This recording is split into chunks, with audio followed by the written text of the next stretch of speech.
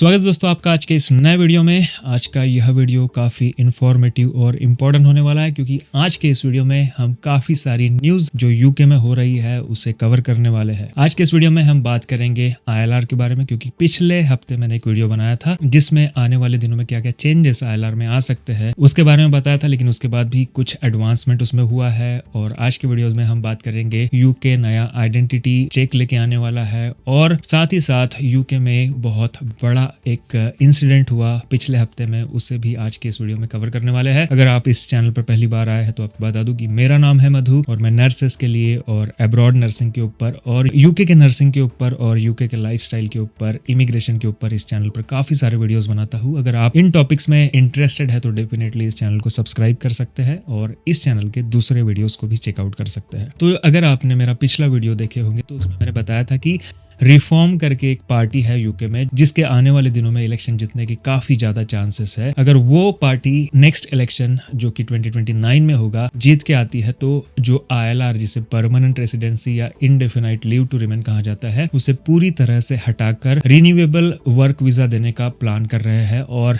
ये जो रूल्स वो लोग लाना चाहते हैं वो रेट्रोस्पेक्टिव रूल्स रहेंगे, यानी कि जो लोग ऑलरेडी आईएलआर में है और जो लोग यूके में ऑलरेडी है और आईएलआर के लिए एलिजिबल होने वाले हैं उन लोगों को भी वो रूल्स अफेक्ट कर सकते हैं। लेकिन वो जिन्होंने ये पॉलिसी लाने के बारे में बात की है वो लोग अभी गवर्नमेंट में नहीं है, लेकिन वो जो पार्टी है वो आने वाले दिनों में जो इलेक्शन होगा उसमें जीतने के वो पार्टी के बहुत ज्यादा चांसेस है। लेकिन जो करंट गवर्नमेंट है जिसकी सेक्रेटरी है, जिसे हम इंडिया में होम मिनिस्टर कहते हैं, यहाँ पे होम सेक्रेटरी कहा जाता है, जिनका नाम है शबाना महमूद, वो पाकिस्तान डिसेंडेंट यूके की सिटीजन है। उन्होंने काफी सारे चेंजेस आने वाले दिनों में आईएलआर में लाने के बारे में कहा है और क्या क्या चेंजेस आने वाले दिनों में हो सकते हैं उसके बारे में हम बात करने वाले हैं। इस गवर्नमेंट के द्वारा जो लेबर गवर्नमेंट है वो क्या क्या चेंजेस आने वाले दिनों में ला सकती है उसके बारे में हम बात करेंगे। तो सबसे पहले आपको बता दूं कि जो आईएलआर होता है वो आपको परमानेंट रेसिडेंसी देता है, जो भी आपका क्वालिफाइंग पीरियड होता है, जैसा कि वर्क वीजा के ऊपर आपको 5 इयर्स के बाद आईएलआर मिल जाता है। शबाना महमूद है, उनका कहना है कि they want to shift it to contribution based settlement model. तो आप लोग अगर यूके में रहते हैं और आप यूके के इकोनॉमी में, यूके में अगर कंट्रीब्यूट करते हैं तो ही आपको सेटलमेंट के चांसेस मिलेंगे। जो की चेंजेस उन्होंने कहे हैं वो है extend default qualifying period from 5 to 10 years. जो अभी 5 इयर्स आपको यूके में रह के ऑटोमेटिक आईएलआर मिलता था उसे उन्होंने 5 से हटाकर 10 ईयर करने का फैसला लिया है। ये फैसला मतलब ये अभी रूल नहीं है, बट इसके ऊपर आने वाले दिनों में बहुत सारी चर्चा होगी और उसके बाद ये सारे चेंजेस आने के बहुत चांसेस है। और जो रिक्वायरमेंट वो लाना चाहती है वो है बी एम्प्लॉयड। आप यूके में है तो आप एम्प्लॉयड होना चाहिए, पे national insurance contribution, achieve high English standards, maintain a spotless criminal record, avoid claiming benefits. तो अगर आप इसमें से काफी सारी चीजें देखेंगे तो स्पेशली अगर हम नर्सेस की बात करते हैं या स्किल्ड वर्कर्स की बात करते हैं तो हम यहाँ पे डेफिनेटली एम्प्लॉयड है, तभी हम यहाँ पे आए हैं अपने वीजास के ऊपर।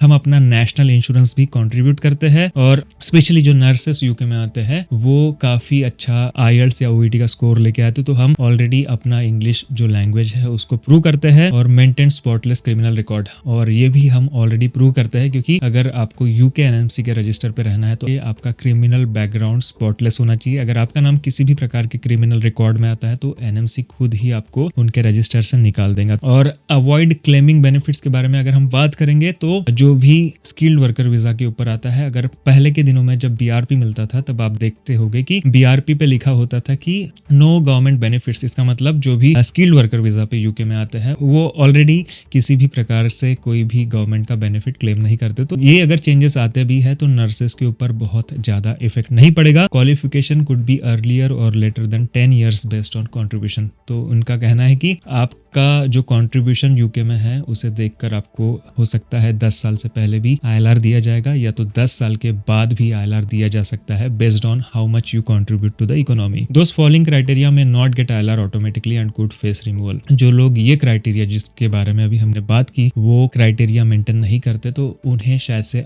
आईएलआर लेट मिलेगा या तो उन्हें यूके से निकाल भी दिया जा सकता है। तो आप सोच रहे होंगे कि यह चेंजेस कब आ सकता है। ये जो चीजें मैंने जो आपको बताया है वो अनाउंस्ड हुआ है 29 सितंबर 2025 में और इसके ऊपर जो कंसल्टेशन है वो ऑलरेडी चल रहा है। Implementation expect soon likely in phases from early 2026 subject to parliamentary scrutiny.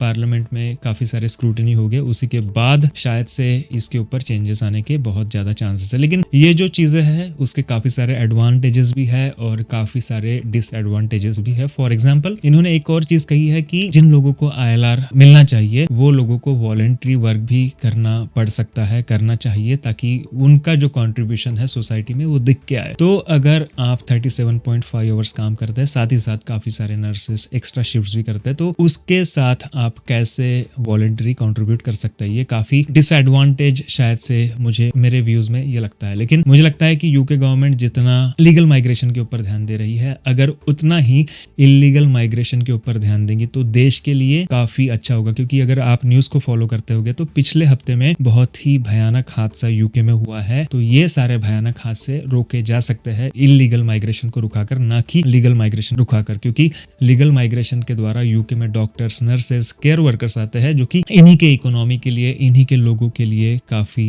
Helpful है, ना कि इलीगली आए हुए काफी सारे क्रिमिनल बैकग्राउंड से भी इलीगली लोग यहाँ पे यूके में आते हैं और इस देश को बर्बाद करने की कोशिश करते हैं। तो उन्होंने इलीगल माइग्रेंट्स के ऊपर ज्यादा ध्यान देना चाहिए, ना कि लीगल माइग्रेंट्स के ऊपर। और दूसरा एक चेंज यूके में आने वाला है वो है digital ID in the UK. तो सबसे पहले हम देखेंगे कि क्या है ये डिजिटल आईडी, ये क्यों आ रहा है और कब ये आ सकता है, इसके बेनिफिट्स क्या है, इसके डिसएडवांटेजेस क्या है, ये सारी चीजें हम अभी देखेंगे। क्योंकि अगर आप यूके में रहते हैं तो ये सारी चीजें आपको पता रहना बहुत ज्यादा जरूरी है। So what is digital ID? A mandatory digital ID system announced by UK government under prime minister Keir Starmer in late September 2025, often referred to as Brit card in media. It is a smartphone-based digital identity incorporating biometry like facial recognition and encryption stored on smartphones. It replaces physical document for providing eligibility to work, rent or access services, allow quick verification of identity and eligibility in interactions with government employers and landlords. तो ये specially आपके पास work right है या नहीं है, ये सारी चीजें चेक करने के लिए ये डिजिटल आईडी यूके गवर्नमेंट ने लाने का फैसला किया है। और ये क्यों आ रहा है इसके बारे में और हम जानेंगे। Primary aim is to combat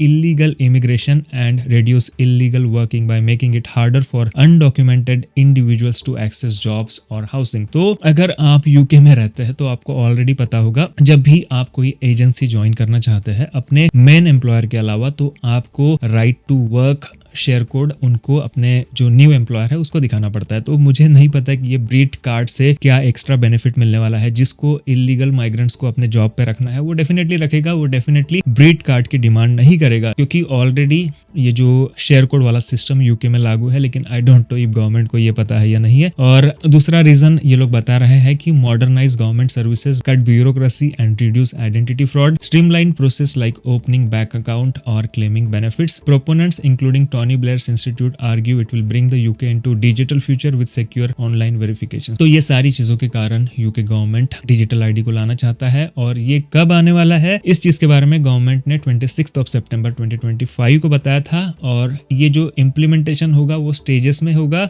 starting in 2026 और initially applies to new immigrants and job और rental verification expanding over time. तो जो न्यू इमिग्रेंट्स यूके में आएंगे सबसे पहले उनके ऊपर ये लागू किया जाएगा और धीरे धीरे इसे एक्सपांड किया जाएगा। यह है free and voluntary for UK citizens but mandatory for certain interaction. तो ये वॉलेंटरी रहेगा कि आपको करना है तो करो या तो मत करो, लेकिन कुछ कुछ चीजों के बेनिफिट्स के लिए आपको ब्रिट कार्ड रहना बहुत जरूरी रहेगा। तो अभी तक हमने बात की है ILR के बारे में और नया जो कार्ड आने वाला है यूके में उसके बारे में। लेकिन लास्ट वीक यूके में बहुत ही दर्दनाक हादसा हुआ है मैनचेस्टर में। और ये हादसा क्यों हुआ है, किसने किया है, इसके बारे में हम डिटेल में बात करने वाले हैं। और कैसे इन हादसों को रोका जा सकता है इसके बारे में भी हम बात करेंगे। तो सबसे पहले बता दूं कि ये जो हादसा हुआ है, एक टेररिस्ट अटैक हुआ है यूके में। वो हुआ है on 2nd of October 2025 at the Heaton Park Hebrew Congregation Synagogue in Crumpsall, Manchester during Yom Kippur service। Yom Kippur service जो है वो ज्यूज लोगों का सबसे होलीएस्ट डे माना जाता है। और उसी दिन में एक टेररिस्ट ने इनके सिनागॉग में, जहाँ पे लोग प्रेयर करते हैं, वहां पे आकर अटैक करने की कोशिश की है। और अटैकर का नाम है जिहाद अल शामी, जो कि 35 साल का है, British citizen of Syrian origin on bail for rape allegation. इसके ऊपर काफी सारे ऑलरेडी एलिगेशंस थे और ये सीरियन ओरिजिन का है और इसने जो इनका सिनेगॉग है उसके ऊपर rammed car into worshippers then stabbed others. ये अपनी कार लेकर उस सिनेगॉग में गया और काफी सारे लोगों पे कार चढ़ाने की कोशिश की और उसने चाकू से लोगों के ऊपर हमला भी किया। Killed 2 Adrian Daulby and Melvin Cravitz, injured several more. 2 लोगों को इसने मारा और काफी सारे लोगों को इंजर्ड भी किया और पुलिस ने इसे शॉट किया इंसिडेंट के तुरंत 7 या 8 मिनट के अंदर ही। और पुलिस ने जब इसे शॉट किया तो एक एक्सीडेंटली एक विक्टिम जो वहां पे कोशिश कर रहा था ये सारी चीजों को रोकने की, उसे भी गोली लग गई। और इसके अलावा 6 अलग अलग लोग यहाँ पे अरेस्ट किए गए हैं इस केस के अंडर और ये जो हादसा है इसे टेररिस्ट अटैक घोषित किया गया है जो कि एक्सट्रीम इस्लामिस्ट आइडियोलॉजी के द्वारा फैलाया गया है। मैनचेस्टर में काफी सारे हादसे पहले भी हुए हैं जिसमें इंक्लूड है 2017 में अरीना में बॉम्बिंग हुआ था जिसमें 22 लोग मारे गए थे और ये जो हादसा होने के कारण काफी सारे जूइश लोग डरे हुए हैं। जूइश कम्युनिटी जो है वो ग्लोबली माइनॉरिटी में है और वो लोग काफी डरे हुए हैं और साथ ही साथ जो कम्युनिटी है जो ब्रिटिश लोग है उनका भी बहुत ज्यादा एंगर बढ़ चुका है। अगर हम देखेंगे तो इस हादसे को काफी तरीकों से रोका जा सकता था। फॉर एग्जांपल मैंने जैसे ऑलरेडी बताया कि यूके में इलीगल माइग्रेंट्स बहुत ज्यादा मात्रा में आ रहे हैं और जो लोग आ रहे हैं वो लोग अपने फैमिली के साथ नहीं आ रहे हैं। काफी सारे यंगस्टर जो मिलिट्री एज के लोग हैं वो यूके में आ रहे हैं। उससे यूके गवर्नमेंट ने काफी सारी रोकने की कोशिश करना चाहिए। अगर ऐसे लोग नहीं रोकेंगे तो यहाँ पे ऐसे ही लोग जो कि क्रिमिनल माइंडसेट के हैं वो लोग बढ़ते जाएंगे और इनके ही देश को आने वाले दिनों में बहुत ज्यादा प्रॉब्लम झेलना पड़ सकता है। और आपने देखा भी होगा कि पिछले दिनों में काफी सारे प्रो पैलेस्टाइंस रैलीज यूके में हो रही है और ये सारी रैलीज एंटीसेमिटिज्म को भी बहुत ज्यादा बढ़ावा देती है। तो ये सारी चीजें रोकने की कोशिश गवर्नमेंट ने करनी चाहिए और अगर ये लोग नहीं करेंगे तो इन्हीं को ये सारी चीजें झेलना पड़ेगा। तो ये 3 जो इंपॉर्टेंट न्यूज थी वो आप तक लाने का मैंने सोचा। अगर आपको ऐसी ही न्यूज यूके से रिलेटेड चाहिए तो आप नीचे कमेंट सेक्शन में कमेंट कर बताइए। तो मैं कोशिश करूंगा कि हर हफ्ते जो भी यूके में होता है, क्योंकि काफी सारे जो नर्सेस है हमारे पुराने व्यूअर्स है वो लोग यूके में ऑलरेडी आ चुके हैं और उन्हें हिंदी में न्यूज नहीं मिलती है और साथ ही साथ जो लोग यूके में आना चाहते हैं और जिन लोगों को यूके के बारे में जानने के बारे में इंटरेस्ट है तो उन लोगों के लिए भी ये चीजें काफी हेल्पफुल हो सकती है। तो आपको अगर ये वीडियो पसंद आया है तो डेफिनेटली इस वीडियो को लाइक कीजिए, चैनल को सब्सक्राइब कीजिए और इस वीडियो को अपने दूसरे दोस्तों के साथ भी शेयर कीजिए ताकि सारे लोग इस इंफॉर्मेशन को सुनकर और भी नॉलेजेबल हो सके। Thank you so much guys for watching this video. God bless you.